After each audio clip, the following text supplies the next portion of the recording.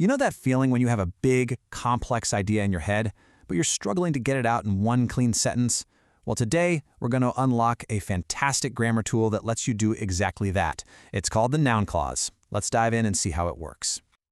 So, here's what we've got lined up. First, we're going to eavesdrop on a conversation to see this grammar out in the real world. Then, we'll get down to what a noun clause actually is. After that, we'll break down 4 super common patterns, see them all in action, and finally, I'll show you why getting this down is like gaining a new grammar superpower. Okay, first up, let's just listen to 2 students talking about their classes. As they're talking, listen for the moments where they pack a whole thought or question right inside another sentence. Okay, let's listen. The first student kicks things off. She says, "I finally realized that I need to improve my time management this semester." Did you catch that?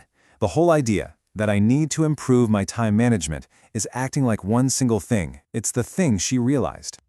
And her friend replies, "Same here. My mentor suggested that I create a weekly study plan." See? It's the same trick. The entire suggestion is just neatly bundled into a clause that works just like a simple noun. Then he shares something that really helped him. What helped me most was how clearly she explained the research steps. Now this one's really cool. Here, the noun clause, "what helped me most," is actually the subject of the entire sentence. Pretty neat, right? And she finishes up with this. "I agree. I am still unsure what to focus on first, but I know that I will make progress if I stay consistent." Wow. In just one sentence, she's using noun clauses to talk about what she's unsure about and what she believes. So, listening to that conversation really brings us to the big question, doesn't it? How do we take a whole thought, like "I need to improve," or a question like "what should I focus on," and just package it neatly inside another sentence? Well, the answer is exactly what we're talking about today, the noun clause. So how do we actually do that? Well, that brings us right to section 2. What in the world is a noun clause? Let's define this thing. Okay, here's the textbook definition. A noun clause is just a group of words with a subject and a verb that all work together as a single noun. The easiest way to think about it is like this. Instead of a simple noun like "I know the story," you can use a whole clause. "I know what the story is." That whole chunk, "what the story is," becomes the object. It's that simple. So, why should you care? Well, because they do some really important jobs for us when we communicate. We use them all the time to report our thoughts. I realize that. Or to talk about our doubts. I'm unsure whether. And they're fantastic for structuring our ideas. Like when you say, "what matters is." All right, enough theory, let's get practical. In this next section, we're going to break down the 4 most common ways to build these clauses. You get these 4 down, and you're going to be in great shape.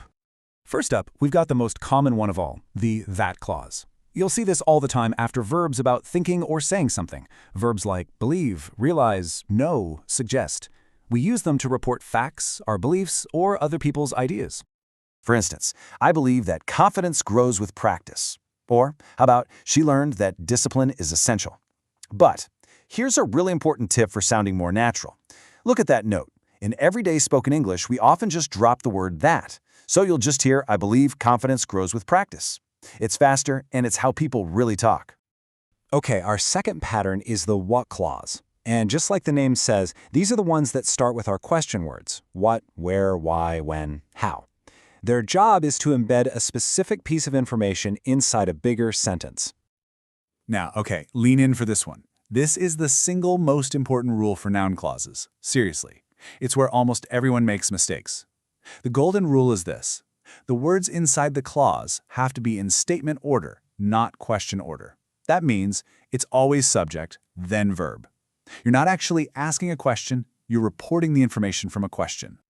And this slide shows that rule perfectly. It is so tempting to say the incorrect version, "I don't know where is the lecture," because it feels like a question, but it's not. It's part of a statement. So the correct way is statement order, "I don't know where the lecture is." The subject, the lecture, comes before the verb is. No flipping them around. Moving on to pattern number 3. This one is perfect for when you're talking about uncertainty, especially for a yes or no situation. All you do is start the clause with the word if or whether. For example, "I wonder if he will be there," or "She asked whether I had finished my homework." And our final pattern is a really handy shortcut you're gonna love. You just take a question word, like what, how or where, and you stick an infinitive right after it. You know, a to verb. We use this all the time to talk about skills, choices, or instructions. And the formula could not be easier. It's just 3 simple steps. Question word, add to, add the verb. That's it. For example, I need to learn how to structure my essay, or I can't decide what to wear. It's so clean and so common. Okay, we've officially broken down all 4 of the main patterns. So now, in Section 4, let's put it all back together and see how these different structures really work in some more academic-style sentences. Just look at these. The professor explained how the research process works. There's our we clause. My biggest challenge is what to focus on during revision. Hey, that's our we word plus infinitive pattern.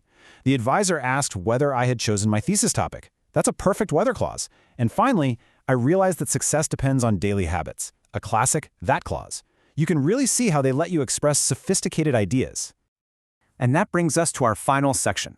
Let's talk about why learning this stuff isn't just about passing a test. It's about giving you a real grammar superpower that will absolutely boost your fluency.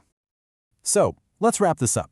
What are the big things to remember? First, a noun clause lets you treat a whole idea like it's a single noun. Second, you start them with signal words, that, if, whether, or a WH word. Third, for skills and decisions, use that simple WH word plus to plus verb formula. And last but not least, the golden rule: never, ever use question word order inside a noun clause. So, I'll leave you with a question that lets you put this into practice right now. Think about it for a second. What is one thing you now know how to study for your next exam? Just by answering that question, you're already using a noun clause to think more clearly, and that's pretty powerful. Thanks for joining me.